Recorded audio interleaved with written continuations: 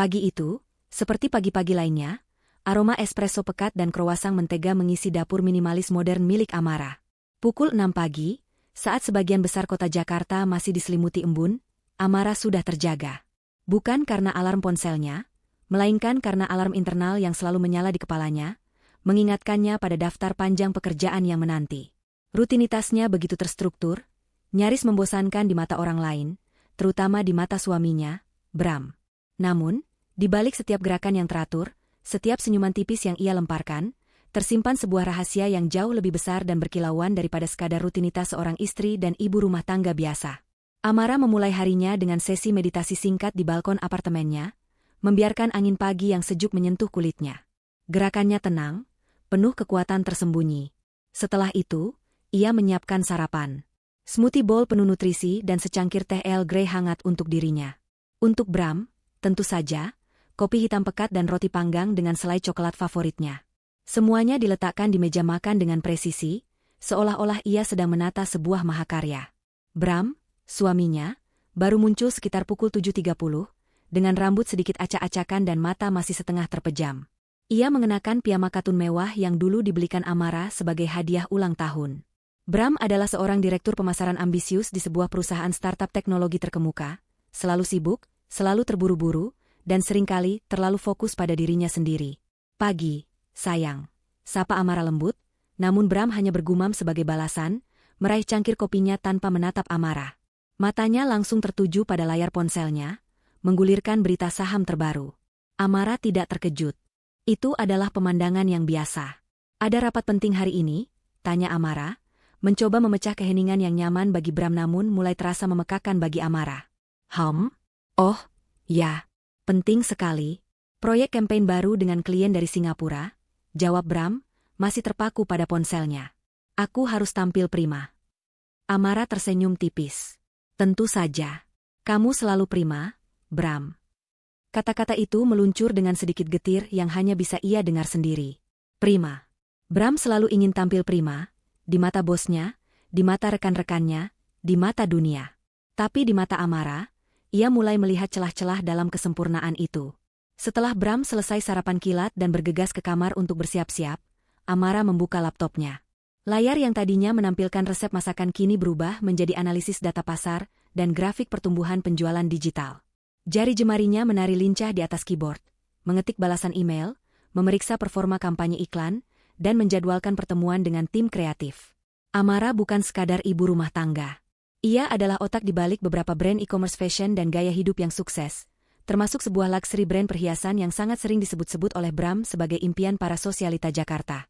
Ia membalas email dari manajer tim pemasarannya, Pak Seno, mengenai persiapan sebuah acara charity gala besar yang akan diadakan dalam beberapa minggu ke depan. Sebuah acara eksklusif dan penting, yang akan dihadiri oleh para influencer, kolega, dan klien penting. Ia membaca detailnya dengan cermat, memberikan instruksi spesifik mengenai dekorasi, daftar tamu VIP, dan target donasi. Setiap detail harus sempurna. Amara, kemejaku sudah disetrika. Suara Bram menggelegar dari kamar, membuyarkan konsentrasi Amara. Dengan cepat, ia menutup layar laptop dan mengubahnya menjadi aplikasi jadwal harian. Sudah, digantung di lemari, sayang, jawab Amara, bangkit dan melangkah ke kamar tidur. Saat ia membantu Bram merapikan dasinya, Bram menatap cermin, bukan pada Amara. Hari ini mungkin aku pulang larut lagi. Banyak hal yang harus diselesaikan untuk rapat besok. Amara mengangguk. Tidak apa-apa. Aku akan siapkan makan malam. Tidak perlu, mungkin aku makan di luar dengan tim, kata Bram, menghindari tatapan Amara. Ada perubahan halus dalam nada suaranya, sesuatu yang Amara mulai sadari beberapa minggu terakhir. Sebuah jarak tak terlihat yang perlahan tapi pasti mulai terbentuk di antara mereka. Siang itu, saat Amara sedang sibuk memeriksa invoice di meja kerjanya yang tersembunyi di sudut kamar tidur, ponsel Bram berdering. Amara melihatnya tergeletak di atas meja nakas. Awalnya ia tak ingin menyentuhnya, menghargai privasi Bram. Namun, pandangannya tertuju pada nama kontak yang tertera, Miss Kinanti Charity Event. Jantungnya berdebar kencang. Charity Event. Acara besar yang sedang ia siapkan untuk brandnya. Rasa ingin tahu mengalahkan keengganannya. Ia meraih ponsel Bram, dan layarnya menyala, menampilkan notifikasi pesan WhatsApp dari nomor yang sama. Sebuah undangan digital yang mewah dan eksklusif. Undangan ke acara charity gala perusahaan Bram. Dan lokasi acara? The Amethyst Pavilion. Matanya membelalak. Itu adalah venue miliknya. Venue yang sering ia sewakan untuk acara-acara eksklusif. Senyum tipis dan getir kembali tersungging di bibir Amara. Jadi, Bram akan datang ke venue-nya. Mungkin, pikirnya, ini akan menjadi kesempatan bagus baginya untuk akhirnya mengungkapkan rahasianya. Untuk menunjukkan pada Bram bahwa ia bukan sekadar wanita rumahan yang membosankan. Sebuah harapan kecil mulai tumbuh di dadanya. Bram pasti akan mengajaknya, bukan? Sebagai istrinya, sebagai pasangannya. Sore harinya, Bram pulang dengan langkah bersemangat. Ia langsung mencari Amara, yang sedang menyiram tanaman di teras. "Amara, tebak apa?" seru Bram, suaranya dipenuhi kegembiraan yang jarang Amara dengar belakangan ini. Amara membalikkan badan, menyembunyikan senyumnya. "Ada apa, Bram?" "Aku dapat undangan. Undangan charity gala perusahaan. Di The Amethyst Pavilion." Bram menunjukkan undangan di ponselnya, matanya berbinar. "Ini acara besar, Amara. Semua petinggi akan datang, klien-klien penting, bahkan CEO dari kantor pusat San Francisco." Amara pura-pura terkejut. "Oh, benarkah? Wah, itu pasti acara yang sangat mewah." "Tentu saja. Dan aku sangat antusias. Ini bisa jadi kesempatan emas untuk karirku." Bram terus berbicara dengan penuh semangat tentang bagaimana ia akan membangun jaringan, bagaimana ia akan meninggalkan kesan yang baik. Amara mendengarkan dengan sabar, menahan napas, menunggu Bram mengutarakan kalimat yang paling ia inginkan. "Kamu harus datang bersamaku, sayang." Namun, kalimat itu tak kunjung datang. Bram terus berbicara tentang bagaimana ia harus memilih setelan jas terbaiknya, bagaimana ia harus mempersiapkan diri. Ia berjalan mondar-mandir di ruang tamu, matanya berkeliling, seolah mencari sesuatu. "Ngomong-ngomong, Amara," Bram tiba-tiba menghentikan langkahnya dan menatap Amara. Tatapannya kini berubah, dari kegembiraan menjadi sedikit penilaian. "Kamu tahu kan, acara seperti ini sangat penting untuk citra. Para istri juga akan datang, dan mereka biasanya sangat stylish." Jantung Amara mencelos. Ia tahu kemana arah pembicaraan ini. "Penampilan itu penting," lanjut Bram, suaranya sedikit ragu. "Aku tahu kamu nyaman dengan pakaian rumahanmu, tapi untuk acara seperti charity gala, kamu harus tampil representatif." Amara menunduk, menatap gaun katun sederhananya. Pakaian yang selalu ia kenakan di rumah, yang selalu Bram anggap sebagai pakaian ibu rumah tangga. Rasa sakit dan amarah bercampur aduk di dadanya. Apakah Bram sedang mengisyaratkan bahwa ia tidak cukup representatif untuk menemaninya? Malam-malam setelah Bram mengungkapkan kekhawatirannya tentang penampilan Amara, suasana di rumah mereka berubah. Ada dinding tak kasat mata yang tumbuh semakin tinggi dan tebal di antara mereka. Bram menjadi lebih pendiam, lebih sering menatap ponselnya, dan senyumnya, yang dulu bisa membuat hari Amara terasa hangat, kini terasa dipaksakan, tipis, dan cepat berlalu. Setiap kali Amara mencoba memulai percakapan yang lebih dalam, Bram akan mengalihkan topik atau tiba-tiba harus menerima telepon penting. Telepon-telepon misterius itu menjadi musik latar baru di rumah mereka. Selalu diangkat dengan suara rendah dan gestur menjauh dari Amara. Suatu malam, saat Amara sedang merancang sketsa produk baru di ruang tengah, Bram duduk di sofa di sebelahnya, jemarinya lincah menggulirkan sesuatu di layar ponselnya. Sesekali, ia akan tersenyum kecil, lalu buru-buru menyembunyikan ponselnya saat Amara melirik.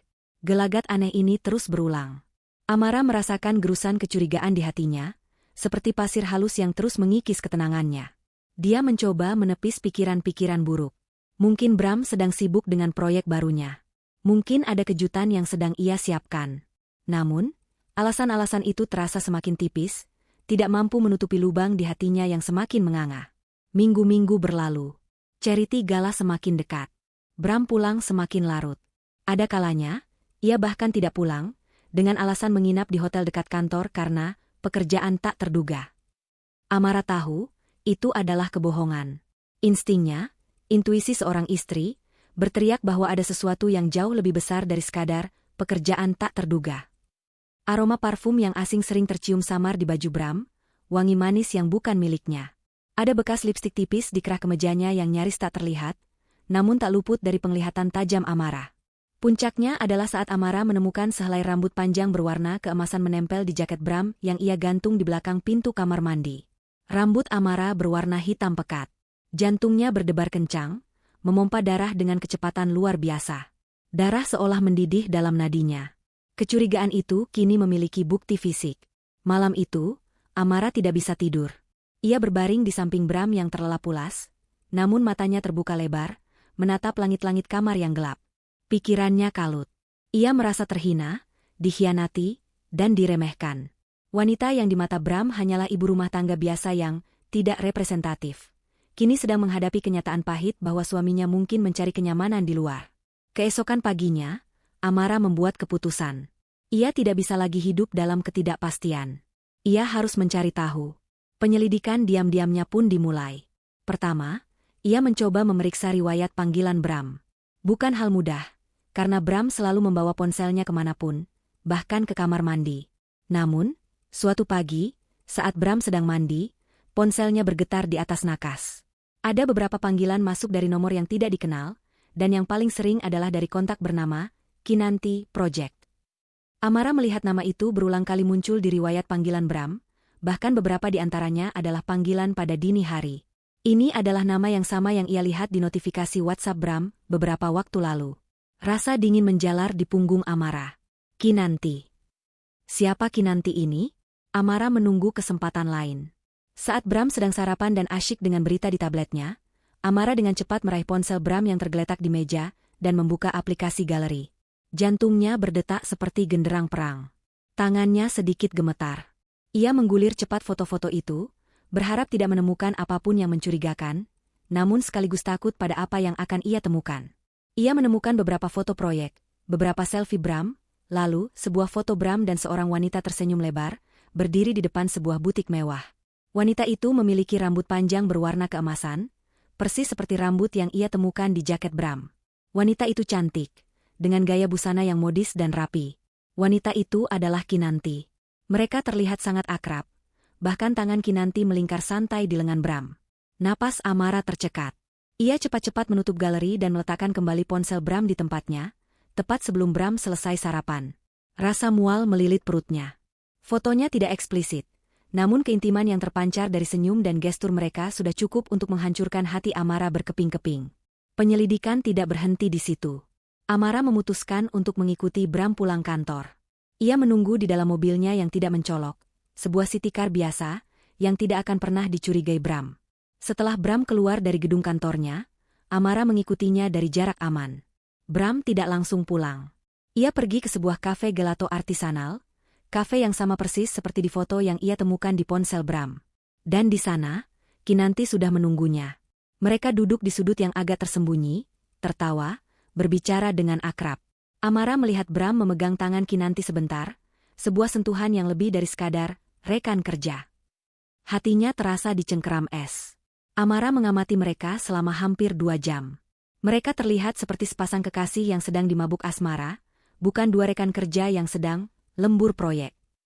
Bram terlihat begitu lepas, begitu bahagia, sebuah ekspresi yang sudah lama tidak ia tunjukkan pada Amara. Ia melihat Bram membayar semua pesanan, bahkan membukakan pintu mobil untuk Kinanti saat mereka pergi. Amara mengikuti mereka lagi. Mobil Bram berhenti di sebuah kompleks apartemen mewah di kawasan elit Jakarta Selatan. Kinanti turun dari mobil, dan Bram mengantarnya sampai ke pintu masuk lobi apartemen. Mereka berpelukan singkat, lalu Kinanti menghilang ke dalam gedung. Bram menunggu beberapa saat, kemudian kembali ke mobilnya dan melaju pulang. Amara hanya bisa terduduk diam di dalam mobilnya, membiarkan air mata mengalir membasahi pipinya. Semua potongan teka-teki kini menyatu, membentuk gambaran yang mengerikan. Bram berselingkuh. Alasan, lembur proyek, hanyalah topeng untuk menutupi perselingkuhan mereka. Ia mengingat kembali kata-kata Bram yang menyebutnya, tidak representatif, untuk Charity Gala.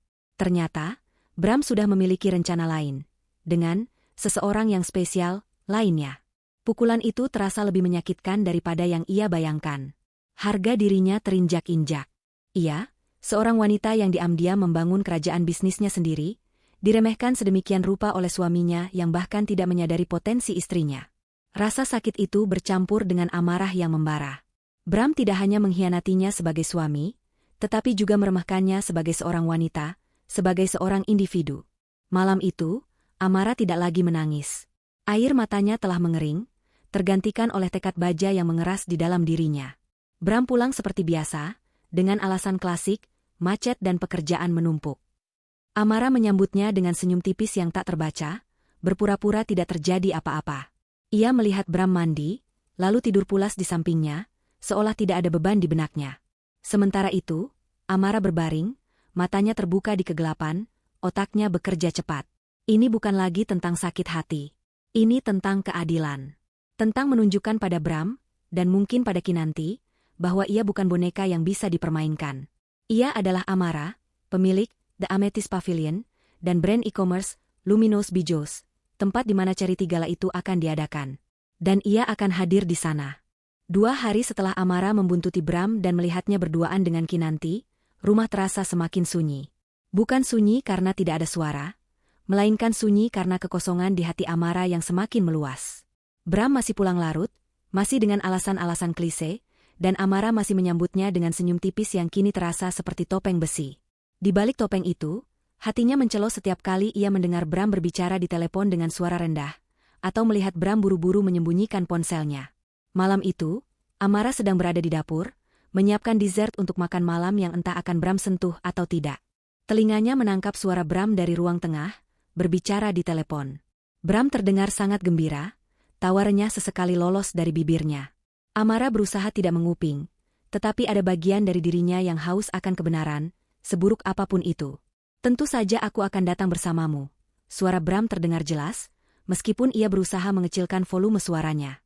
Aku sudah tidak sabar. Ini akan jadi malam yang spesial. Aku akan bawa seseorang yang spesial ke acara itu. Seketika, pisau yang dipegang Amara untuk memotong buah terlepas dari tangannya, jatuh ke lantai dengan bunyi nyaring. Jantungnya berdebar kencang, lebih cepat dari detak jantung saat ia pertama kali melihat foto Bram dan Kinanti. Kali ini, rasa sakitnya berlipat ganda. Punggungnya terasa ditusuk 99 jarum panas. Seseorang yang spesial, dan orang itu, sudah pasti, bukan dirinya. Bram telah berjanji akan membawa Kinanti ke charity gala, acara yang diadakan di venue miliknya sendiri. Ironi ini terasa begitu kejam. Ia merasa diremukan, diinjak-injak, dihina tanpa ampun. Air mata yang sudah berminggu-minggu ia tahan, kini tak terbendung lagi. Mereka mengalir deras, membasahi pipinya, menjatuhkan diri ke lantai dapur. Ia terhuyung ke sudut, merosot, dan membiarkan isak tangisnya pecah. Isak tangis yang tertahan, penuh kepahitan, kekecewaan, dan kemarahan yang membakar. Ia menangis bukan hanya karena pengkhianatan Bram, tetapi juga karena ia telah diremehkan sedemikian rupa. Seorang wanita yang bekerja keras membangun bisnisnya dari nol, kini dianggap tidak cukup baik, tidak cukup representatif untuk mendampingi suaminya di acara penting. Setelah tangisnya reda, yang tersisa hanyalah kekosongan yang dingin dan tekad yang membaja. Amara bangkit, menyeka air matanya dengan punggung tangan. Matanya kini bersinar dengan sesuatu yang lain. Bukan lagi kesedihan, melainkan api kemarahan yang terkendali. Ia tidak akan membiarkan Bram dan Kinanti lolos begitu saja. Ia tidak akan menjadi istri yang duduk di rumah, menangisi nasibnya. Ia adalah Amara, pemilik The Amethyst Pavilion, dan ia akan hadir di charity gala itu. Bukan sebagai istri Bram, melainkan sebagai dirinya sendiri, dalam kapasitas yang jauh lebih besar dan berpengaruh. Amara mengeluarkan ponselnya dan menghubungi satu-satunya orang yang mengetahui identitas aslinya, Devina. Devina adalah sahabat lamanya sejak kuliah, orang yang selalu mendukung Amara dalam setiap langkahnya, dari merintis usaha kecil hingga membangun venue mewah dan brand e-commerce. Devina adalah orang yang bisa ia percaya sepenuhnya. Devina, suara Amara bergetar, namun ada kekuatan yang baru di dalamnya.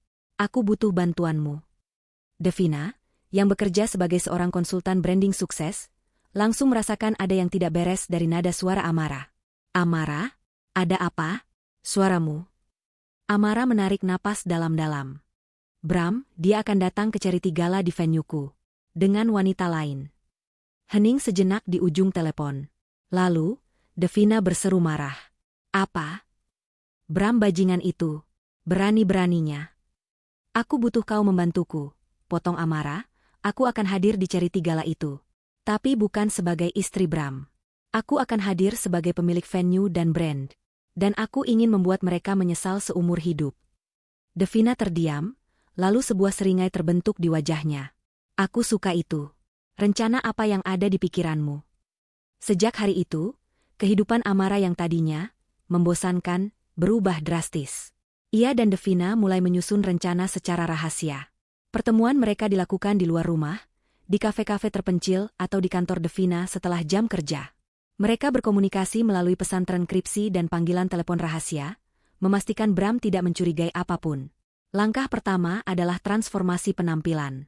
Amara, yang selalu tampil sederhana dengan blus longgar dan riasan minimalis, kini harus berubah menjadi sosok yang elegan, berkelas, dan memukau. Devina, dengan koneksinya yang luas, mengatur janji temu dengan penata rias profesional, desainer busana ternama, dan penata rambut terbaik di kota.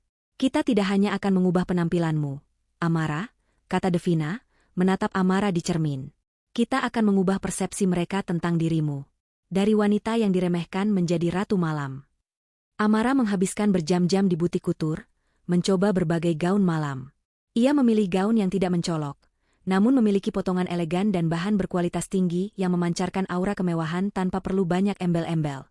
Warna yang ia pilih adalah emerald green yang dalam, sebuah warna yang melambangkan kemewahan, ketenangan, dan kekayaan tersembunyi. Gaun itu menonjolkan lekuk tubuhnya dengan anggun, memancarkan aura percaya diri yang belum pernah Bram lihat. Penata rias mengajarinya teknik riasan cat eye yang tajam namun tetap terlihat anggun, dan lipstick nude dengan sentuhan gloss. Penata rambut menciptakan gaya rambut selek low bun yang anggun, menonjolkan leher jenjangnya dan anting-anting mutiara. Setiap sesi persiapan adalah proses penemuan kembali diri, proses penyembuhan bagi Amara. Setiap kali ia melihat pantulannya di cermin, ia tidak lagi melihat Amara yang membosankan atau tidak representatif, melainkan seorang wanita yang kuat, berkelas, dan penuh tekad. Selain penampilan, Amara juga melatih postur dan caranya berjalan. Devina membantunya berlatih berjalan di atas catwalk mini, bagaimana menyapa orang dengan anggun, dan bagaimana memancarkan aura kepemilikan. Ia bahkan menonton video-video red carpet selebriti dunia, mempelajari setiap gerakan dan ekspresi. Sementara itu, di rumah, Amara tetap menjalankan perannya sebagai istri dengan sempurna. Ia menyiapkan sarapan Bram, membereskan rumah, dan berpura-pura tidak tahu apa-apa tentang kepergian Bram yang semakin sering. Ia bahkan mendengarkan celotehan Bram tentang betapa pentingnya charity gala itu, tentang bagaimana ia akan meninggalkan kesan yang baik. Setiap kata Bram terasa seperti pisau yang mengukir tekadnya lebih dalam. Suatu malam, Bram pulang dengan senyum lebar di wajahnya. Aku baru saja bertemu Kinanti, katanya santai, tanpa menyadari perubahan ekspresi sekecil apapun di wajah Amara. Dia sangat membantu dengan persiapan kampanye. Wanita yang sangat kompeten dan sangat berkelas. Amara tersenyum tipis. Oh ya, baguslah kalau begitu. Ia menahan diri untuk tidak berkomentar lebih jauh. Kata-kata, sangat berkelas, dan sangat kompeten, itu terasa seperti cambuk di telinganya. Mereka akan melihat siapa yang sebenarnya berkelas di malam charity gala nanti. Menjelang hari H, Amara semakin menjaga jarak. Ia sering beralasan, ada rapat penting dengan tim supplier, atau membantu Devina mempersiapkan launching event, agar bisa menghabiskan waktu lebih banyak di luar, untuk persiapan terakhirnya. Bram terlalu sibuk dengan urusannya sendiri, sehingga tidak menyadari kejanggalan itu. Matanya terlalu buta, hatinya terlalu tertutup oleh ambisi dan pengkhianatan. Malam charity gala perusahaan Bram akhirnya tiba. Udara di Jakarta terasa hangat dan lembab, namun di dalam lobi The Amethyst Pavilion, suasana sejuk dan mewah menyambut setiap tamu. Lampu kristal raksasa berkilauan di langit-langit, memantulkan cahaya lembut ke lantai marmer yang mengilap. Aroma bunga mawar dan lilin aromaterapi memenuhi ruangan, menciptakan atmosfer yang elegan dan eksklusif. Meja-meja bundar berbalut taplak linen putih bersih tertata apik, dihiasi rangkaian bunga anggrek dan peralatan makan perak yang berkilauan. Bram tiba tepat waktu, pukul 7 malam, mengenakan jas tuxedo hitam yang tampak mahal, disetrika sempurna. Di sisinya, Kinanti tampil memukau dalam gaun malam gold sequin berpotongan bodycon yang menonjolkan setiap lekuk tubuhnya. Rambut keemasannya ditata rapi dengan gaya glamour wave, dan riasan wajahnya terlihat profesional, menonjolkan mata tajam dan bibir penuh. Ia tampak percaya diri, lengannya melingkar di lengan Bram dengan posesif. Begitu mereka melangkah masuk, perhatian beberapa tamu langsung tertuju pada pasangan itu. Bram adalah seorang direktur pemasaran yang ambisius dan dikenal baik di lingkaran perusahaan, dan kehadirannya dengan wanita yang begitu mencolok tentu menarik pandangan. Mereka disambut oleh beberapa kolega Bram yang sudah tiba, dan Bram dengan bangga memperkenalkan Kinanti. "Ini Kinanti, rekanku dari tim campaign," kata Bram, suaranya dipenuhi nada kebanggaan yang aneh. Kinanti tersenyum manis, mengulurkan tangan untuk berjabat tangan dengan anggun. Mereka menuju meja mereka, yang terletak di area cukup sentral, memungkinkan mereka untuk melihat dan terlihat oleh tamu-tamu penting lainnya, termasuk Bos Bram, Bapak Wijaya, dan beberapa klien besar dari luar negeri. Amara mengawasi semuanya dari ruangan pengawasan tersembunyi di lantai atas, yang didesain khusus agar pemilik bisa mengamati jalannya acara tanpa terlihat. Layar-layar monitor menampilkan setiap sudut venue, dari area lobi hingga dapur catering. Ia melihat Bram dan Kinanti tertawa bersama, berbisik-bisik, dan terlihat begitu serasi. Hatinya mencelos lagi, tetapi kali ini, rasa sakit itu tak lagi diikuti air mata, melainkan tekad yang membara, dingin, dan perhitungan. "Waktunya, Amara," bisik Devina, yang kini sudah berada di sampingnya, mengenakan gaun koktail hitam yang elegan. Devina telah membantunya di menit-menit terakhir, memastikan semuanya berjalan sesuai rencana. Amara menarik napas dalam. "Aku siap." Di lantai bawah, suasana gala semakin meriah. Musik string quartet yang lembut mengalun, gelas-gelas champagne berdenting, dan percakapan bisnis yang serius bercampur dengan tawa ringan. Bram dan Kinanti tampak menikmati diri mereka. Kinanti sesekali melirik Bram dengan tatapan memuja, sementara Bram tampak bangga memiliki wanita secantik Kinanti di sisinya. Bram bahkan sesekali menyentuh punggung Kinanti dengan lembut saat berbicara dengan rekan-rekannya, sebuah gestur yang tidak pernah ia lakukan pada Amara di acara publik. Tepat pukul 8 malam, sebuah limusin hitam mewah berhenti di depan pintu masuk venue. Seorang valet dengan sigap membukakan pintu. Dari dalam mobil, melangkah keluar seorang wanita. Ia mengenakan gaun emerald green yang memukau, kainnya jatuh sempurna di lekuk tubuhnya, memancarkan kemewahan tanpa berteriak. Gaun itu memiliki belahan tinggi di paha yang memperlihatkan kaki jenjangnya dengan indah, namun tetap terlihat anggun dan tidak vulgar. Rambutnya disanggul low bun yang sleek, menonjolkan garis lehernya yang anggun dan anting berlian kecil yang berkilau samar. Wajahnya dipulas riasan cat eye yang dramatis namun tetap lembut, dengan lipstik nude gloss yang membuat bibirnya terlihat penuh. Aura elegan, misterius, dan berkelas terpancar dari setiap gerak-geriknya. Wanita itu adalah Amara. Tak ada seorang pun yang mengenalinya. Tidak ada yang menduga bahwa sosok anggun dan memukau itu adalah ibu rumah tangga, yang sering terlihat mengenakan daster atau pakaian rumahan di sekitar kompleks apartemen. Para valet dan staf venue, yang sudah diinstruksikan oleh Devina, menyambutnya dengan hormat, mengangguk dan tersenyum tipis, menyimpan rahasia identitas asli sang pemilik. Amara berjalan perlahan melewati lobi, menuju area acara utama. Setiap langkahnya penuh percaya diri, hasil dari latihan berjam-jam bersama Devina. Ia menyapa beberapa manajer venue dengan anggukan kepala, menerima salam hormat dari mereka. Semua stafnya setia dan menjaga kerahasiaan ini dengan sangat baik. Bagi mereka, Amara adalah sosok yang dihormati, seorang bos yang rendah hati namun visioner. Dari kejauhan, Amara melihat Bram dan Kinanti duduk di meja mereka, sibuk berbicara dengan Bos Wijaya. Senyum tipis terukir di bibirnya. Sebuah senyum yang dingin, namun penuh kekuatan. Amara memilih sebuah meja di sudut yang strategis, tidak terlalu mencolok namun memberinya pandangan jelas ke seluruh ruangan, termasuk meja Bram. Ia duduk dengan anggun, mengambil menu, dan pura-pura membacanya. Sesekali, ia mengangkat kepalanya, mengamati. Ia melihat bagaimana Bram tertawa lepas dengan Kinanti, bagaimana Kinanti bersandar manja di bahu Bram saat mereka melihat layar ponsel bersama. Hati Amara seolah diiris. Tapi ia menahan emosinya. Semua rasa sakit itu akan menjadi bahan bakar untuk panggungnya nanti. Beberapa tamu melewati mejanya, dan mereka melirik kagum pada sosoknya. Ada bisikan-bisikan halus. Siapa wanita itu? Dia terlihat sangat berkelas. Amara hanya tersenyum tipis, menikmati anonimitasnya untuk sementara waktu. Tak jauh dari mejanya, ia mendengar percakapan antara dua eksekutif perusahaan.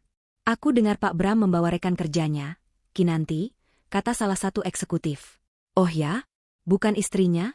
tanya yang lain. "Istrinya selalu terlihat sederhana." "Aku tidak tahu. Mungkin istrinya tidak terlalu suka acara seperti ini," jawab yang pertama, dengan nada meremehkan. Amara menahan napas. Kata-kata itu menusuk. Namun ia tahu, sebentar lagi, semua pandangan akan berubah. Mereka tidak akan pernah lagi berani menyebutnya sederhana atau tidak representatif. Malam terus berlanjut. Hidangan pembuka disajikan. Suasana semakin hangat. Bram dan Kinanti semakin akrab, seolah mereka adalah pasangan utama di acara itu. Mereka tidak menyadari, sama sekali tidak menyadari, bahwa wanita paling berkuasa di ruangan itu sedang mengawasi mereka, duduk dengan tenang, menunggu saat yang tepat untuk mengungkapkan keberadaannya. Mata Amara tidak pernah lepas dari Bram dan Kinanti.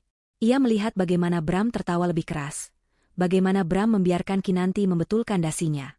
Pemandangan itu bagai film yang diputar ulang berulang kali di benaknya, setiap adegan semakin memperkuat tekadnya. Ia tahu para manajer dan stafnya sudah bersiap di balik panggung, menunggu isyaratnya. Semua detail sudah diatur. Lampu, musik, mikrofon. Semua siap untuk pengungkapan besar. Amara meraih segelas air putih, meneguknya perlahan, menenangkan degup jantungnya yang mulai berpacu. Ini bukan hanya tentang balas dendam. Ini tentang merebut kembali harga dirinya, tentang menunjukkan pada dunia bahwa ia bukan sekadar bayangan. Ia adalah cahaya itu sendiri. Dan saat jam menunjukkan pukul 9 malam, ia mengangguk tipis kepada Devina, yang balas mengangguk dengan senyum penuh arti. Sudah waktunya. Suasana di The Amethyst Pavilion mencapai puncaknya. Hidangan utama baru saja disajikan, dan aroma trufel pasta yang harum dan wagyu steak yang mewah memenuhi seluruh ruangan. Tawa dan percakapan bisnis berbaur harmonis dengan alunan musik live string quartet dari panggung kecil di salah satu sudut ruangan. Bram, dengan segelas wine di tangannya, sedang asyik bercengkrama dengan Bos Wijaya dan beberapa klien penting, sesekali melirik Kinanti yang duduk anggun di sebelahnya. Ia terlihat sangat puas dengan dirinya sendiri, yakin bahwa malam ini adalah langkah besar dalam karirnya. Tiba-tiba, lampu-lampu di venue meredup perlahan, menciptakan suasana yang lebih intim. Musik string quartet perlahan mereda. Semua mata tamu beralih ke panggung utama di depan. Seorang Master of Ceremony, MC, yang gagah dalam setelan tuxedo hitam melangkah maju, memegang mikrofon dengan senyum profesional. Selamat malam, bapak-bapak dan ibu-ibu hadirin sekalian. Suara MC bergema lembut namun jelas di seluruh penjuru ruangan, menarik perhatian penuh dari setiap tamu. Bram dan Kinanti juga menghentikan percakapan mereka, menoleh ke arah panggung. Atas nama seluruh jajaran manajemen perusahaan, kami mengucapkan terima kasih tak terhingga atas kehadiran Anda semua di Charity Gala yang istimewa ini. MC menjeda sejenak, membiarkan tepuk tangan riuh terdengar. Malam ini, bukan hanya tentang perayaan kesuksesan perusahaan kita, lanjut MC, suaranya sedikit meninggi dengan nada antusias, tetapi juga tentang apresiasi terhadap sebuah visi, sebuah dedikasi, dan sebuah kemegahan acara yang telah membuat malam ini menjadi begitu luar biasa. Bram menyenggol Kinanti pelan, berbisik, pasti dia mau puji venue-nya nih. Tempat ini memang kelas atas. Kinanti hanya tersenyum mengiyakan, mengagumi kemewahan sekeliling mereka. Mereka masih tidak sadar bahwa pemilik sebenarnya sedang duduk di antara mereka, menunggu saat yang tepat untuk unjuk gigi. The Amethyst Pavilion, tempat kita berkumpul malam ini, bukanlah sekadar tempat acara biasa, kata MC dengan nada dramatis. Ini adalah hasil dari semangat, keberanian, dan kerja keras luar biasa dari seorang individu yang visioner. Amara, yang duduk dengan tenang di mejanya, meneguk air putih lagi. Jantungnya berdebar, namun ia berhasil mengendalikan napasnya. Devina di meja sebelahnya menatap Amara dengan sorot mata mendukung, memberi isyarat bahwa inilah saatnya. Dan untuk itu, MC melanjutkan, kami ingin mengundang ke atas panggung, sosok di balik kemegahan dan kesuksesan The Amethyst Pavilion ini, serta brand perhiasan eksklusif Luminous Bijoues yang juga menjadi bagian dari kemitraan malam ini. Sosok yang telah berkontribusi besar pada suksesnya acara kita malam ini. Mari kita sambut dengan tepuk tangan meriah. Pemilik The Amethyst Pavilion dan Luminous Bijoues. Seketika, sorot lampu utama yang tadinya menerangi MC di panggung, bergerak perlahan, menyapu seluruh ruangan. Seluruh perhatian tamu, yang tadinya terfokus pada panggung, kini mengikuti arah sorot lampu. Lampu itu bergerak dari satu meja ke meja lain, membuat beberapa tamu tersenyum canggung karena merasa disorot. Bram, yang sedang menatap ke arah panggung dengan bangga, tiba-tiba merasakan sebuah firasat aneh. Ada sesuatu yang tidak beres. Ia melirik Kinanti, yang juga tampak bingung. Dan kemudian, sorot lampu itu berhenti. Ia berhenti tepat di meja sudut tempat Amara duduk. Seluruh ruangan mendadak hening. Ribuan pasang mata, termasuk Bram dan Kinanti, kini tertuju pada sosok wanita anggun yang baru saja disorot lampu. Amara, yang sudah siap, perlahan meletakkan serbet linennya di meja. Ia mengangkat kepalanya. Matanya yang indah memancarkan kilatan tajam yang mematikan, namun bibirnya tersenyum tipis, penuh misteri. Dengan anggun, ia menyingkapkan kakinya dari bawah meja, memperlihatkan belahan gaun emerald green-nya yang tinggi. Setiap gerakannya adalah pernyataan. Bram dan Kinanti menatap ke arah sorot lampu itu. Mereka melihat seorang wanita yang begitu memukau, begitu berkelas, begitu jauh dari citra, Amara, yang mereka kenal. Gaunnya, rambutnya yang tertata sempurna, dan aura yang dipancarkannya, semuanya menjeritkan kemewahan dan kekuatan. "Siapa dia?" bisik Kinanti, matanya membelalak kagum. Bram mengernyitkan dahi. Wanita itu terlihat familiar. Tapi tidak mungkin. Istrinya tidak mungkin tampil seperti itu. Istrinya di rumah, mengenakan daster. Amara perlahan bangkit dari kursinya. Ia tidak terburu-buru. Setiap langkahnya adalah pertunjukan. Ia berjalan dengan postur tegak, bahu tertarik ke belakang, dagu sedikit terangkat, memancarkan kepercayaan diri yang luar biasa. Suara langkah sepatunya yang berhak tinggi, berpadu dengan bisikan-bisikan kagum yang mulai terdengar di antara para tamu. "Astaga, dia cantik sekali." "Siapa dia? Aku belum pernah melihatnya sebelumnya." Dia terlihat seperti seorang sosialite atau CEO. Bram menatap intens pada sosok yang kini berjalan menuju panggung. Kakinya terasa lemas. Ada sesuatu yang sangat akrab dari cara wanita itu bergerak, dari cara kepalanya sedikit miring saat ia tersenyum tipis. Jantungnya mulai berdetak tak karuan. Keringat dingin mulai membasahi dahinya. Semakin dekat wanita itu ke panggung, semakin jelas fitur wajahnya terlihat. Sorot mata itu, senyum tipis itu, garis rahang yang familiar itu. Bram merasakan darahnya berdesir ke seluruh tubuhnya. Matanya membelalak kaget. Ia memegang erat lengan Kinanti. Tidak mungkin," gumam Bram, suaranya nyaris tak terdengar. Wajahnya yang tadinya bersemangat kini berubah menjadi pucat pasi, seputih salju. Semua warna seolah luntur dari wajahnya. Kinanti menoleh, bingung melihat reaksi Bram. "Ada apa, Bram? Kenapa kamu?" Ia mengikuti pandangan Bram, menatap wanita yang kini sudah berdiri di kaki panggung, menerima uluran tangan MC untuk naik. Saat wanita itu membalikkan badan sepenuhnya menghadap hadirin, dan sorot lampu sepenuhnya menerangi wajahnya, tidak ada lagi keraguan. Itu adalah Amara, istri Bram. Wanita yang Bram sebut tidak representatif. Wanita yang ia tinggalkan di rumah demi Kinanti. Wanita yang ia remehkan selama ini. Kinanti menutupi mulutnya dengan tangannya, matanya melebar tak percaya. Raut wajahnya berubah dari kagum menjadi terkejut, lalu panik. Mereka saling berpandangan, Amara yang berdiri anggun di atas panggung, dan Bram serta Kinanti yang terduduk lemas di meja mereka, terperangkap dalam keterkejutan yang membungkam. Seluruh rencana Bram, seluruh kebohongannya, kini hancur berkeping-keping di hadapan matanya, di hadapan semua orang, di tempat yang tidak pernah ia sangka. Malamnya baru saja dimulai, dan Bram tahu, ini akan menjadi malam terpanjang dan paling memalukan dalam hidupnya. Udara di The Amethyst Pavilion terasa membeku. Ribuan pasang mata, yang tadinya dipenuhi kekaguman, kini bergeser menjadi rasa ingin tahu yang membara, sebagian besar terfokus pada meja Bram dan Kinanti. Mereka adalah pusat perhatian yang tidak diinginkan, terperangkap dalam keterkejutan yang begitu mendalam. Bram duduk terpaku, seolah jiwanya telah meninggalkan raga. Wajahnya semakin pucat, dan keringat dingin membasahi pelipisnya, mengalir perlahan ke rahangnya yang mengeras. Di sebelahnya, Kinanti hanya bisa menutup mulutnya dengan tangan. Matanya membelalak tak percaya, seolah ia sedang menyaksikan hantu. Di atas panggung, Amara berdiri tegak, memancarkan aura yang tak terbantahkan. Sebuah senyum tipis, namun penuh makna, terukir di bibirnya. Ia membiarkan keheningan yang mencekam itu menyelimuti ruangan sejenak, membiarkan setiap tamu memproses pemandangan di hadapan mereka. Ia menatap lurus ke depan, ke arah kerumunan, namun matanya seolah menembus langsung ke meja Bram, menusuk tepat ke dalam jiwanya. "Selamat malam, hadirin sekalian," suara Amara terdengar. Lembut, namun jelas, penuh otoritas, dan entah mengapa, terdengar asing di telinga Bram. Itu adalah suara istrinya, namun dengan nada yang belum pernah ia dengar sebelumnya. Nada seorang pemimpin, seorang pemilik. "Saya ingin mengucapkan terima kasih yang sebesar-besarnya atas kehadiran Anda semua di malam yang istimewa ini." Ia berhenti sejenak, menatap ke arah kerumunan yang masih terpaku, lalu pandangannya kembali tertuju pada Bram.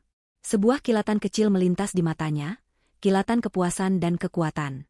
"Merupakan sebuah kehormatan bagi saya," lanjut Amara, suaranya kini sedikit lebih tegas, "untuk menyambut Anda semua di sini, di The Amethyst Pavilion." Ia memberikan jeda dramatis, membiarkan nama venue-nya menggantung di udara. Lalu, dengan tenang, namun setiap kata mengandung beban ribuan ton. Ia menambahkan, "Terima kasih telah memilih venue saya dan mendukung brand saya, Luminous Bijous, untuk acara penting dan bersejarah seperti ini." Kata-kata itu bagaikan palu godam yang menghantam kepala Bram. Venue saya. Bukan venue yang bagus, atau venue ini, tapi venue saya. Kebenaran itu menghantamnya dengan kekuatan penuh, menghancurkan sisa-sisa denial yang ia miliki. Pikirannya kosong. Istrinya. Istrinya yang selalu ia anggap membosankan, yang selalu ia minta untuk lebih representatif, adalah pemilik tempat megah ini.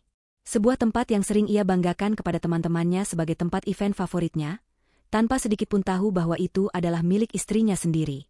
Bram merasakan seluruh tubuhnya lemas. Ia bersandar pada kursinya, seolah seluruh energinya telah terkuras. Wajahnya benar-benar pucat, tak ada setetes darah pun yang tersisa. Matanya menatap Amara di panggung, sosok yang berdiri di sana adalah seorang ratu, memancarkan aura yang tak bisa ia sangkal. Ia tidak bisa lagi menyembunyikan keterkejutannya, bahkan dari bos Wijaya yang duduk di sebelahnya. Kinanti di sebelahnya tak kalah terkejut. Ia mencubit lengan Bram dengan kuat, seolah ingin memastikan ini bukan mimpi. "Bram, itu istrimu?" bisiknya, suaranya tercekat tak percaya. Raut wajahnya berubah dari kagum menjadi terkejut, lalu panik. Malu karena ia telah meremehkan wanita di depannya, dan marah karena Bram telah membohonginya, tidak pernah menyebutkan identitas asli istrinya. Para tamu mulai berbisik-bisik. Bisikan-bisikan itu menyebar seperti api. "Amara? Istri Bram? Pemilik venue ini dan Luminous Bijous. Astaga, aku tidak pernah tahu. Dia selalu terlihat sangat sederhana di kantor. Berarti Bram, dia tidak tahu." Bisikan-bisikan itu semakin keras, menciptakan gelombang kebingungan dan gosip. Beberapa tamu melirik arah Bram, yang kini hanya bisa menundukkan kepala, menghindari tatapan siapapun.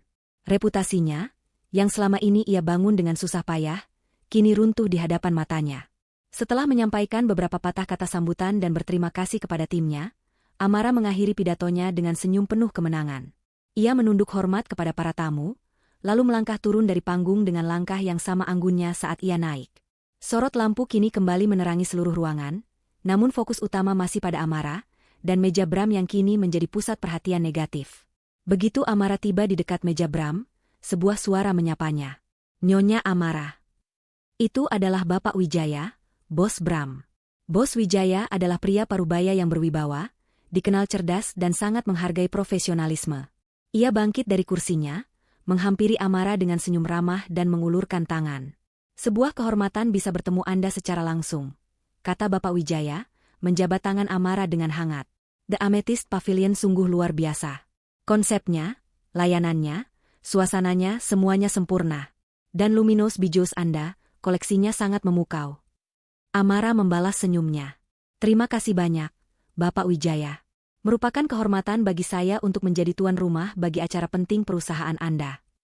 Bapak Wijaya mengangguk, lalu pandangannya beralih ke Bram, yang kini menatap ke bawah, menghindari tatapan bosnya. Sebuah kerutan muncul di dahi Bapak Wijaya. "Bram," panggil Bapak Wijaya, suaranya sedikit lebih berat. Bram mengangkat kepalanya perlahan, wajahnya semakin memerah. "Mengapa kamu tidak pernah bilang kalau istrimu adalah pemilik The Amethyst Pavilion dan Luminous Bijous ini?" Pertanyaan itu meluncur polos, namun terasa seperti tusukan pedang bagi Bram. Ia tidak bisa menjawab. Tenggorokannya tercekat, dan ia hanya bisa tergagap-gagap. Saya. Bram mencoba mencari kata-kata, tetapi tidak ada yang keluar dari mulutnya. Otaknya buntu. Ia tidak bisa mengakui bahwa ia tidak tahu, atau bahwa ia sengaja merahasiakannya karena menganggap Amara tidak representatif. Kinanti, yang kini duduk diam di kursinya, mencoba menutupi wajahnya dengan tangannya, berharap bisa menghilang di telan bumi. Tatapan ingin tahu dan menghakimi dari tamu lain terasa membakar kulitnya. Amara menatap Bram dengan tatapan dingin.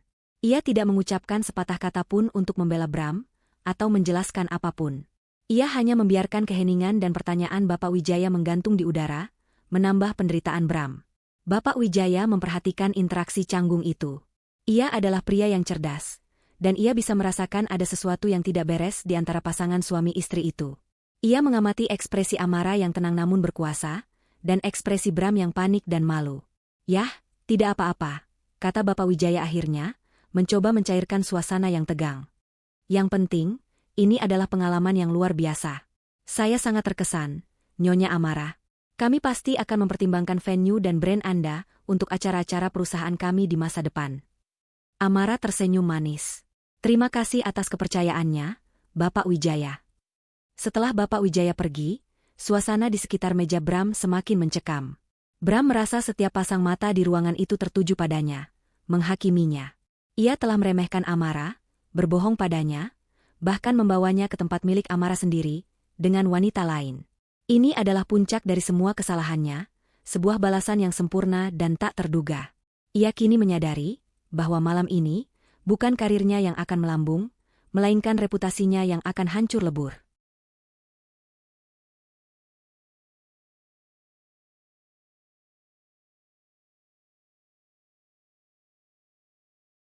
Setelah pidatonya yang menggelegar dan percakapan singkat namun menusuk dengan Bapak Wijaya, Amara memutuskan untuk tidak kembali ke mejanya yang tersembunyi. Ia bergerak anggun di antara kerumunan tamu, menyapa beberapa orang yang ia kenali, entah dari kalangan bisnis atau kenalan lama yang terkejut melihat transformasinya. Setiap sapaan, setiap senyumannya, adalah pukulan halus bagi Bram yang masih terpuruk di mejanya. Bram mengawasi setiap gerak-gerik Amara, jantungnya berdebar tak keruan, merasakan betapa ia telah meremehkan istrinya sendiri. Ia melihat bagaimana Amara menerima pujian, bagaimana ia memancarkan aura seorang wanita berkuasa, sesuatu yang sama sekali tidak ia harapkan. Kinanti, di samping Bram, tampak sangat tidak nyaman. Ia terus-menerus melirik Bram, mencoba mencari penjelasan, namun Bram hanya bisa menundukkan kepala. Rasa malu dan kemarahan bercampur aduk di wajah Kinanti. Ia merasa dipermainkan. Bram tidak pernah mengatakan istrinya adalah pemilik venue mewah ini dan brand perhiasan ternama. Amara, dengan sengaja, mengarahkan langkahnya menuju pintu keluar aula utama, seolah ingin mencari udara segar. Bram, melihat kesempatan ini, segera bangkit dari kursinya.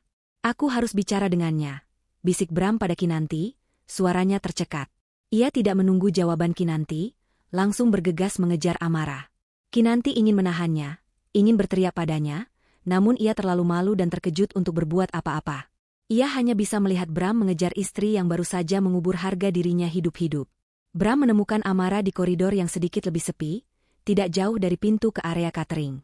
Amara sedang berbicara dengan seorang manajer venue, memberikan instruksi dengan nada profesional. Begitu Bram mendekat, manajer itu mengangguk hormat pada Amara dan pamit undur diri, meninggalkan mereka berdua. Amara berbalik, tatapan matanya kini sedingin es, namun tetap tenang. Tidak ada kemarahan yang meluap-luap, hanya kekecewaan yang mendalam dan tekad yang kuat. Amara. Bram tergagap, suaranya serak. Ia mencoba meraih tangan Amara, namun Amara dengan cepat menariknya. Jangan sentuh saya, Bram, kata Amara, suaranya pelan namun tegas, membuat Bram terkesiap. Ia tidak pernah mendengar Amara berbicara dengan nada seperti itu kepadanya. Amara, aku bisa jelaskan. Bram mencoba merangkai kata, pandangannya kacau, mencari-cari alasan. Aku tidak pernah tahu kalau kamu pemilik venue ini dan Luminous Bijos. Amara mendengus kecil, sebuah suara yang nyaris tak terdengar namun penuh sarkasme. Oh, benarkah? Suami macam apa yang tidak tahu apa yang dimiliki istrinya? Matanya menajam. Atau memang kamu tidak pernah peduli untuk tahu? Kata-kata Amara menghantam Bram seperti tamparan keras. Bram merasakan pipinya memanas. Bukan karena amarah, melainkan karena rasa malu yang luar biasa. Ia adalah seorang direktur pemasaran ambisius yang bangga dengan wawasannya di dunia bisnis startup. Namun ia begitu buta terhadap sosok yang paling dekat dengannya. Aku minta maaf, Amara, kata Bram, suaranya bergetar. Aku tahu aku salah. Aku meremehkanmu. Aku sungguh menyesal. Amara hanya menatapnya, tidak menunjukkan reaksi emosional apapun. Menyesal? Setelah semua ini, Bram, ia melipat tangan di depan dada, postur tubuhnya memancarkan kekuatan yang tak tergoyahkan. Kamu meremehkan saya. Kamu menganggap saya hanya seorang ibu rumah tangga biasa yang tidak mengerti apa-apa tentang dunia bisnismu. Kamu bahkan mengatakan saya tidak representatif untuk menemanimu ke acara sepenting ini. Bram menunduk, tidak berani menatap mata Amara. Aku tidak bermaksud seperti itu. Oh, kamu bermaksud seperti itu, Bram, potong Amara, suaranya tetap tenang namun penuh penekanan. Kamu melihat saya sebagai seseorang yang hanya bisa mengurus rumah, menyiapkan makanan, dan menunggu kepulanganmu. Kamu terlalu sibuk dengan egomu, dengan ambisimu, sampai kamu tidak melihat wanita yang ada di sampingmu. Tiba-tiba, suara langkah kaki terdengar mendekat. Kinanti muncul di ujung koridor, dengan wajah merah padam. Ia tidak tahan lagi dengan rasa malu dan penasaran. "Bram," seru Kinanti, mendekat dengan langkah cepat. "Apa-apaan ini? Kenapa kamu tidak pernah bilang kalau istrimu adalah pemilik venue ini? Kamu membohongi saya." Bram menoleh ke arah Kinanti, panik. Ia tidak ingin konfrontasi ini menjadi 3 arah. Amara menoleh pada Kinanti, dengan tatapan sedingin es yang membuat Kinanti terdiam di tempatnya. Tatapan itu adalah perpaduan antara penghinaan dan kekuatan, sebuah peringatan tak terucap. "Saya rasa, ini bukan urusan Anda, Nona Kinanti," kata Amara dengan suara datar, tanpa sedikit pun emosi. "Ini adalah urusan rumah tangga saya. Dan mengenai apa yang suami saya katakan kepada Anda, itu adalah tanggung jawabnya." Kinanti, yang tadinya penuh keberanian, langsung bungkam. Tatapan Amara begitu mengintimidasi, membuatnya merasa kecil dan tidak berarti. Ia tidak menyangka wanita yang ia anggap lawan, atau saingan, adalah sosok yang jauh lebih superior dalam segala hal. Rasa malunya semakin menjadi-jadi. Bram mencoba mengambil kesempatan. "Kinanti, ini tidak seperti yang kamu kira." "Tidak seperti yang aku kira." Amara tersenyum sinis. "Bram, jangan membuat keadaan semakin buruk. Saya sudah melihat semuanya. Dari rambut asing di jaketmu, foto kalian di kafe itu, sampai bagaimana kamu mengantarnya pulang ke apartemennya." Kata-kata Amara meluncur begitu saja, tenang namun menghancurkan. Wajah Bram semakin pucat. Ia tidak menyangka Amara tahu sejauh itu. Bagaimana kamu tahu?" Bram bertanya, suaranya nyaris seperti bisikan putus asa. "Kamu pikir saya sebodoh itu?" Amara balas bertanya, dengan sorot mata yang penuh kekecewaan. "Kamu terlalu sibuk mengurus ambisimu sampai kamu lupa bahwa saya juga punya mata, dan juga punya akal. Saya tahu kamu sering pulang larut.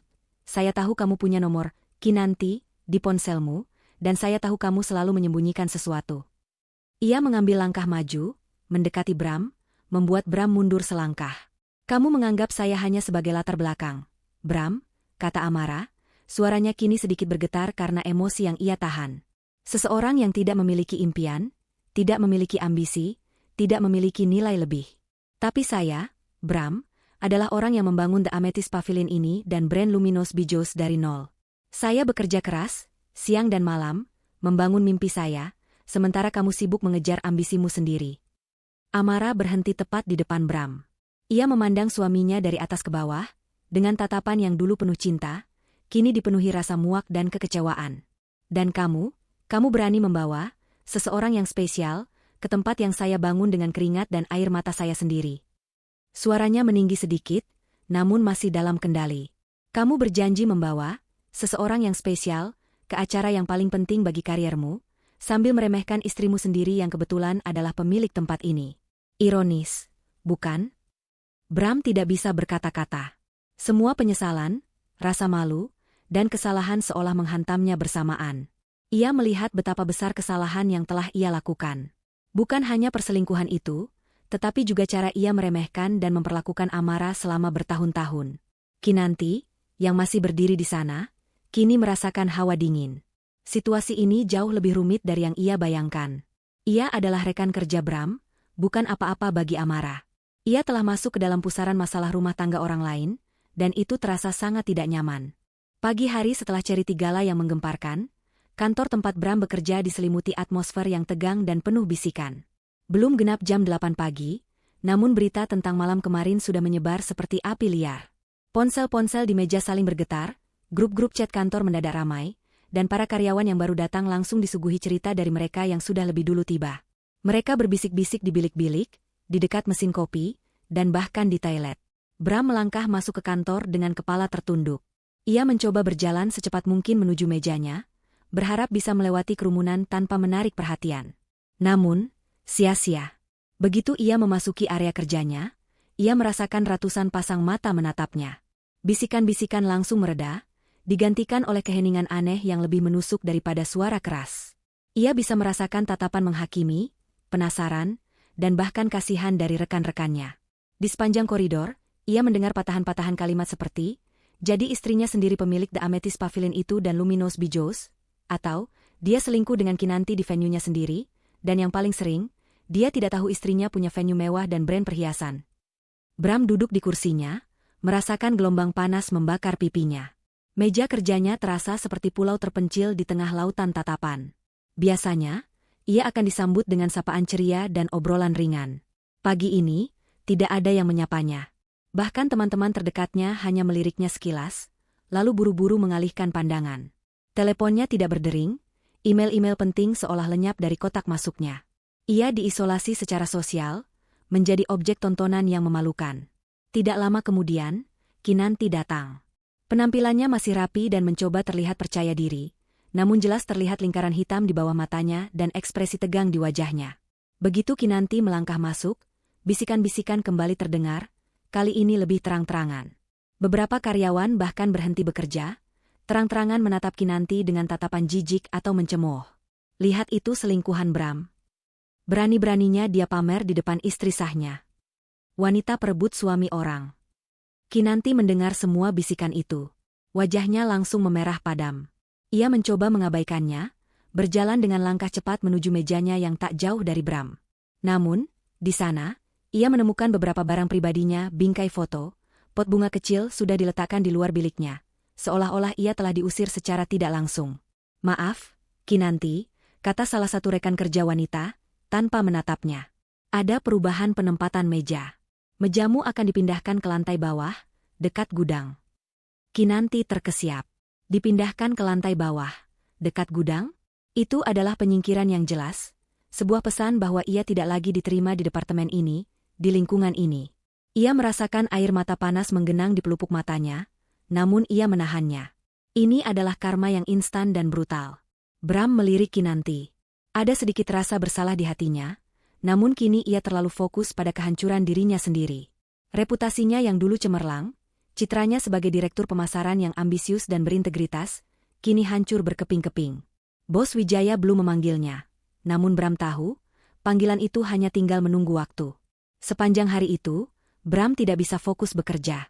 Setiap kali ia mencoba membuka dokumen atau menjawab telepon, otaknya penuh dengan bayangan Amara di atas panggung, dan pertanyaan tajam dari Bos Wijaya. Ia merasa menjadi badut yang paling memalukan di kantor. Makan siang ia lewati sendirian di meja kerjanya, karena tidak ada yang berani mendekatinya. Bahkan saat ia pergi ke toilet, ia bisa mendengar bisikan orang-orang di luar. Sementara itu, Amara menjalani harinya seperti biasa. Pagi-pagi sekali, ia sudah berada di venue-nya, The Amethyst Pavilion. Ia memeriksa laporan keuangan, meninjau konsep acara baru dengan tim kreatif, dan bertemu dengan tim event untuk mengevaluasi charity gala semalam. Ia profesional, tenang, dan efisien. Tidak ada sedikit pun jejak emosi yang terlihat di wajahnya, seolah drama semalam hanyalah sebuah pertunjukan yang telah usai. Namun, di balik ketenangan itu, ada rasa puas yang dingin. Ia telah mencapai tujuannya. Ia telah menunjukkan pada Bram, dan pada dunia, siapa dirinya. Dan ia telah membuktikan bahwa meremehkannya adalah kesalahan terbesar Bram. Ia menerima telepon dari Devina. "Bagaimana harimu, Nona pemilik venue termewah dan brand perhiasan terkemuka?" goda Devina dengan tawa. Amara tersenyum tipis. "Cukup baik, Devina. Bagaimana di kantor Bram?" "Oh, kau harus lihat sendiri, Amara," Devina tertawa geli. Gosip menyebar seperti kilat. Bram dan Kinanti, mereka jadi bahan tertawaan. Kinanti dipindahkan ke gudang, dan Bramwell, dia terlihat seperti mayat hidup. Mereka berdua jadi pusat perhatian negatif. "Baguslah," kata Amara, suaranya datar. Tidak ada kegembiraan berlebihan, hanya kepuasan akan keadilan yang ditegakkan. "Dan Bos Wijaya, aku dengar dia sangat terkesan denganmu," tambah Devina. "Ada kemungkinan mereka akan mengadakan lebih banyak acara di venue MU dan menggunakan Luminous Bijous untuk kemitraan di masa depan." Amara hanya mengangguk. Ia sudah menduga. Kualitas venue-nya dan brand perhiasannya memang tidak diragukan. Meski demikian, Amara tetap menjaga jarak dari Bram. Ia masih tinggal di rumah yang sama, masih menjalankan rutinitasnya sebagai istri di hadapan Bram, namun ia menciptakan batasan emosional yang tebal. Ia tidak lagi memasak untuk Bram secara khusus jika Bram pulang larut. Ia tidak lagi menunggunya pulang.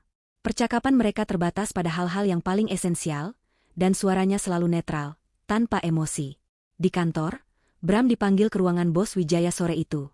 Bapak Wijaya menatapnya dengan kekecewaan yang kentara. "Bram," kata Bapak Wijaya, suaranya berat. "Saya tidak akan ikut campur dalam masalah rumah tangga Anda. Itu bukan urusan perusahaan. Tapi reputasi adalah segalanya dalam bisnis ini.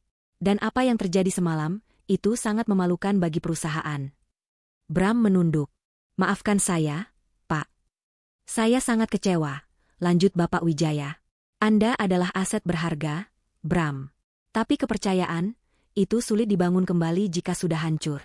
Terlebih lagi, istri Anda adalah wanita yang sangat luar biasa, pemilik salah satu venue event terbaik di Jakarta dan sebuah brand perhiasan yang prestisius.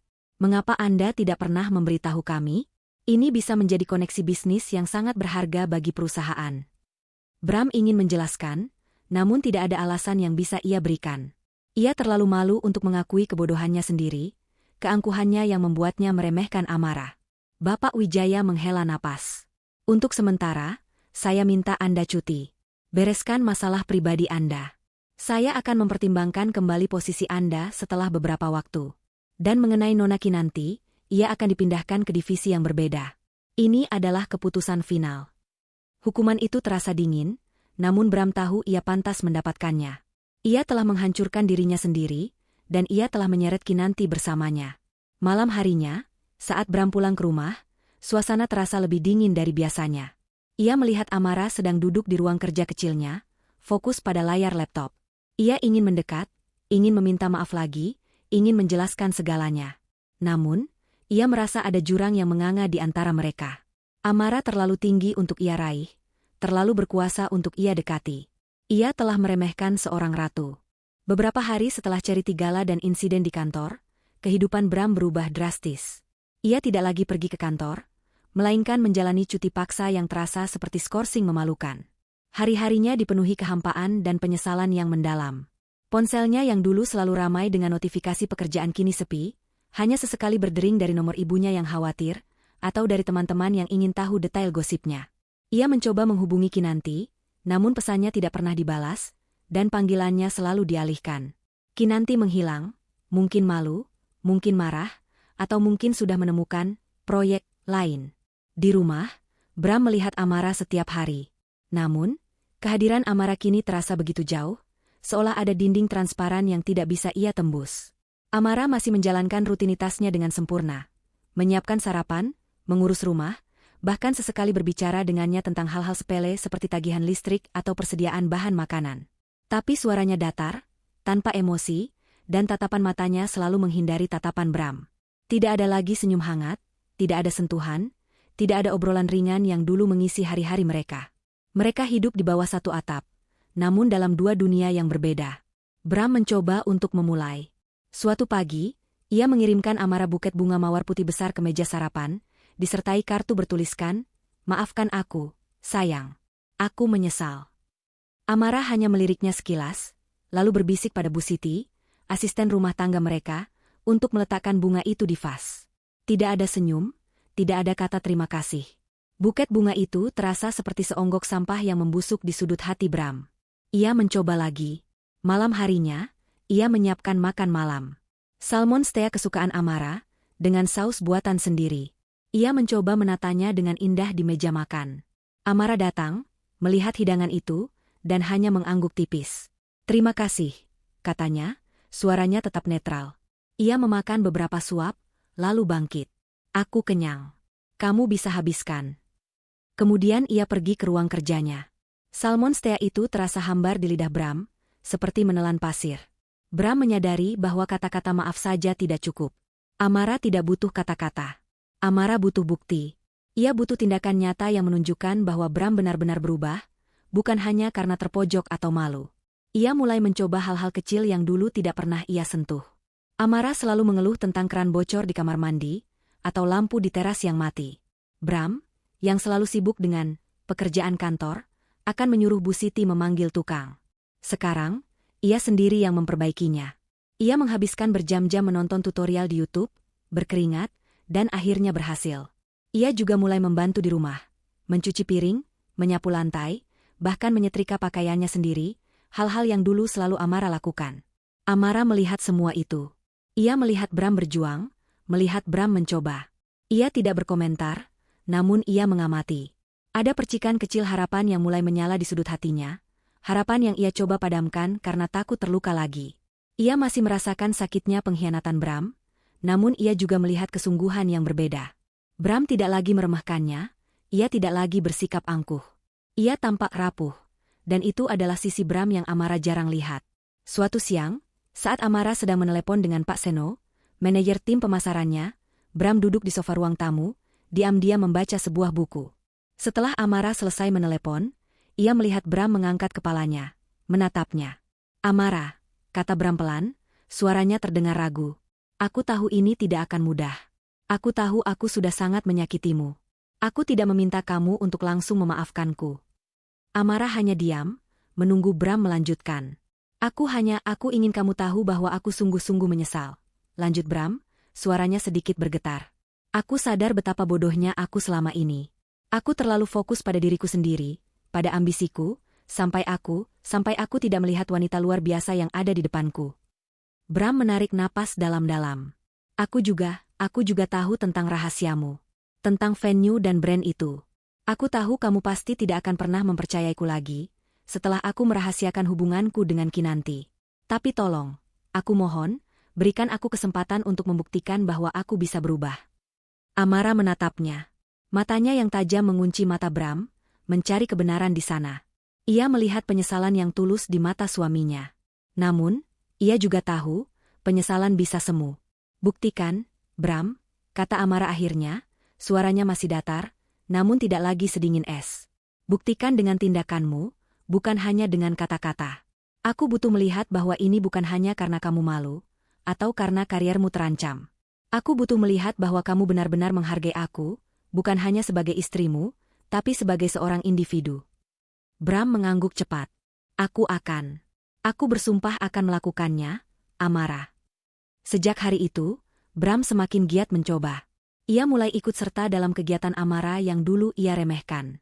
Ia menemaninya ke pertemuan dengan desainer, membantu Amara memilih material untuk koleksi baru. Ia bahkan mencoba membaca buku-buku tentang e-commerce dan manajemen venue yang Amara punya, mencoba memahami dunia Amara. Suatu sore, Amara sedang sibuk dengan laporan keuangan Luminous Bijos, terlihat lelah. Bram datang dengan 2 cangkir teh hangat dan biskuit. Ia meletakkannya di meja kerja Amara. "Istirahatlah sebentar," kata Bram lembut, "kamu sudah bekerja keras seharian." Amara menatap teh itu, lalu menatap Bram. Ada perubahan nyata dalam dirinya. Perubahan kecil yang dulu Bram tidak pernah pedulikan. Bram yang dulu akan menyuruhnya istirahat tapi tidak pernah menemaninya, kini duduk di sampingnya, diam-diam, hanya menemaninya dalam keheningan. Meskipun Amara masih menjaga jarak, ia merasakan ada sesuatu yang sedikit melunak di hatinya. Ia tidak bisa menyangkal perubahan yang ia lihat dalam diri Bram. Ini adalah Bram yang berbeda, Bram yang lebih rendah hati, Bram yang mulai menyadari betapa besar kesalahan yang telah ia perbuat. Proses perbaikan ini akan panjang. Luka di hati Amara masih menganga lebar. Kepercayaan yang hancur tidak bisa dibangun kembali dalam semalam. Namun, setidaknya, Bram telah mengambil langkah pertama. Ia telah mengakui kesalahannya, dan ia berjuang untuk kembali. Pertanyaan besarnya adalah, apakah Amara akan memberinya kesempatan kedua? Atau apakah luka itu terlalu dalam untuk disembuhkan? Hujan telah berhenti, meninggalkan aroma tanah basah dan kesegaran di udara. Namun, di dalam rumah, keheningan yang sebelumnya dipenuhi ketegangan kini terasa lebih berat. Amara dan Bram masih duduk di sofa yang sama. Tangan mereka yang tadi sempat bertaut kini kembali terpisah, meskipun tidak ada jarak fisik yang berarti. Pengakuan Amara di bab 10 telah membuka mata Bram, memaksanya untuk melihat kesalahan-kesalahan yang selama ini ia butakan. Namun, pemahaman itu datang bersamaan dengan beban pilihan yang kini ada di pundak Amara. Bram menatap Amara, matanya memohon. Ia telah mengungkapkan penyesalannya, ia telah menunjukkan perubahan, dan kini, ia menyerahkan nasib mereka sepenuhnya ke tangan Amara. Ia tahu, ini bukan lagi tentang dia, tentang ambisinya, atau tentang Kinanti. Ini tentang Amara, tentang luka yang ia torehkan, dan tentang apakah Amara memiliki kekuatan untuk memaafkan, atau keberanian untuk melepaskan. "Aku tahu ini tidak mudah, Amara," Bram berbisik, suaranya dipenuhi kerapuhan yang belum pernah Amara dengar sebelumnya. "Aku tidak akan memaksamu. Aku akan menerima keputusanmu, apapun itu." Amara menatap keluar jendela, membiarkan pikirannya berkelana. Ia mengingat kembali hari-hari awal pernikahan mereka, tawa-tawa yang pernah mereka bagi, mimpi-mimpi sederhana yang pernah mereka rangkai. Kemudian, ingatan itu bergeser pada malam-malam ia bekerja hingga larut, diam-diam membangun mimpinya sendiri, dan setiap kali ia merasa diremehkan, setiap kali Bram mengeluhkannya sebagai tidak representatif. Luka-luka itu terasa segar, seperti baru saja terjadi. Apakah Bram benar-benar berubah? Atau apakah ini hanya penyesalan sesaat karena reputasinya hancur dan ia kehilangan segalanya? Bisakah ia benar-benar mempercayai Bram lagi, setelah pengkhianatan yang begitu dalam? Bisakah ia membangun kembali rumah tangga di atas puing-puing kepercayaan yang telah hancur lebur? Ada dua pilihan di hadapannya, dua jalan yang sama-sama terasa berat. Amara menarik napas dalam, memejamkan mata sejenak, lalu membukanya dan menatap Bram. Di mata Bram, ia melihat ketakutan, penyesalan, dan juga sebuah harapan yang tulus. Ia melihat Bram yang hancur, dan ia tahu, bagian dari hatinya masih mencintai pria ini, pria yang dulu ia pilih untuk menjadi suaminya. Cinta itu tidak pernah mati sepenuhnya, hanya tertutup oleh lapisan kekecewaan dan amarah. Bram, kata Amara, suaranya pelan namun tegas. Aku tidak bisa melupakan apa yang kamu lakukan. Luka ini terlalu dalam. Ia melihat Bram menunduk, siap menerima hukuman. Tapi, aku juga melihat usahamu. Aku melihat kamu mencoba. Amara menjeda, setiap kata ia ucapkan dengan hati-hati. Aku akan memberimu satu kesempatan. Satu-satunya kesempatan. Tapi ini bukan lagi tentang aku yang menyesuaikan diri dengan duniamu, Bram. Ini tentang kita berdua, membangun dunia baru bersama. Kamu harus benar-benar menghargai aku, menghargai setiap mimpiku, setiap ambisiku, seperti aku menghargai dan mendukungmu. Bram mengangkat kepalanya, matanya berbinar dengan harapan yang nyaris tak percaya. Aku akan, Amara. Aku bersumpah. Aku akan menghargaimu seutuhnya. Aku akan mendukungmu. Aku akan belajar tentang bisnismu, aku akan membantumu. Aku tidak akan pernah meremehkanmu lagi. Aku ingin kita memulai babak baru, yang lebih jujur, yang saling menghargai. Amara mengangguk. Dan komunikasi, Bram. Kita harus berbicara. Jangan ada lagi rahasia. Jangan ada lagi asumsi. Aku butuh kamu jujur kepadaku, bahkan jika itu menyakitkan. Bram mengulurkan tangannya, dan kali ini, Amara tidak ragu untuk menyambutnya. Genggaman mereka terasa kokoh, sebuah janji baru yang perlahan mulai terukir. Beberapa bulan kemudian, kehidupan Amara dan Bram memang memasuki babak baru. Bram, dengan status cuti dari kantor, menghabiskan waktunya untuk membantu Amara di The Amethyst Pavilion dan Luminous Bijoues. Ia belajar dari bawah, mulai dari membantu di area event, melayani klien, hingga mempelajari sistem manajemen venue dan operasional e-commerce. Ia tidak lagi sombong, ia mau belajar. Pelan-pelan, ia mulai menemukan rasa hormat yang tulus terhadap kerja keras Amara dan visi bisnisnya. Amara, di sisi lain, mulai membuka diri lebih banyak kepada Bram. Ia bercerita tentang tantangan bisnisnya, tentang rencana ekspansi, dan bahkan melibatkan Bram dalam beberapa keputusan penting. Mereka mulai menghabiskan lebih banyak waktu berkualitas bersama, bukan lagi dengan percakapan basa-basi, tetapi dengan diskusi yang mendalam tentang kehidupan, mimpi, dan masa depan mereka. Bram juga tidak lagi sibuk dengan ponselnya saat di rumah, ia lebih sering menghabiskan waktu bersama Amara, terkadang hanya dengan membaca buku di sofa yang sama, atau membantu Amara menyiapkan makan malam. Meskipun luka lama tidak sepenuhnya hilang, mereka perlahan membangun kembali jembatan kepercayaan yang runtuh. Bram membuktikan penyesalannya dengan tindakan, dan Amara, dengan hati yang lapang, memberi kesempatan itu. Pernikahan mereka memang tidak akan pernah kembali seperti semula, tetapi ia menjadi lebih kuat, lebih jujur, dan dibangun di atas fondasi rasa hormat dan penghargaan yang sejati. Bram kini bangga memiliki Amara, bukan hanya sebagai istrinya, tetapi sebagai seorang wanita hebat yang berdiri tegak di sampingnya, seorang ratu dalam dunianya sendiri. Mereka tahu perjalanan masih panjang, namun kini mereka menghadapinya bersama, sebagai pasangan yang setara.